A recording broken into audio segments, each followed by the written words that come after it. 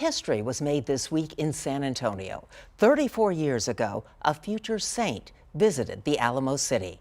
Pope John Paul II celebrated Mass before 350,000 people in Northwest San Antonio. To this day, it is the biggest crowd ever recorded in Texas history. There he is. The Holy Father began his visit on September 13, 1987, serenaded by mariachi music after landing at then Kelly Air Force Base.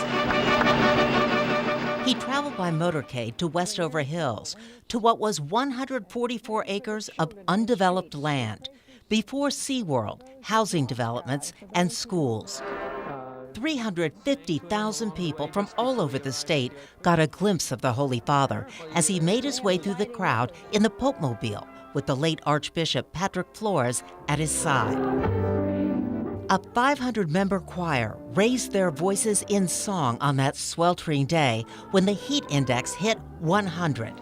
Pope John Paul blessed the children on his way to the outdoor altar constructed for the event. The 2-hour Mass included this message to the faithful.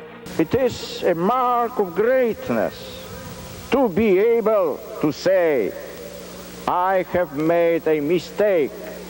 I have offended you, my God. I am sorry.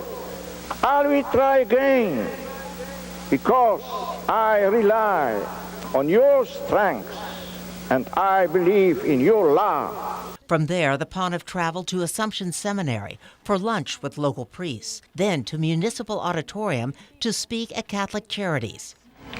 And 25. What followed was a trip through downtown San Antonio, where thousands lined the streets as he passed by the Alamo on his way to San Fernando Cathedral for another Mass. It is a deep joy for me to be with you today in this historic cathedral of San Fernando, the oldest cathedral sanctuary in the United States. He concluded his visit by celebrating a third Mass in Spanish at Guadalupe Plaza. In all, he spent 22 hours here, the only pope to ever visit Texas. In 2014, Pope John Paul was canonized as a saint.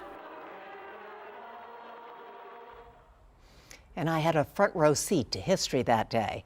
I'd like to say I was the opening act for the Pope. The Archdiocese asked me to MC faith groups and singers on stage for several hours before the Pope arrived at Westover Hills. And it was such a thrill to see Pope John Paul in person.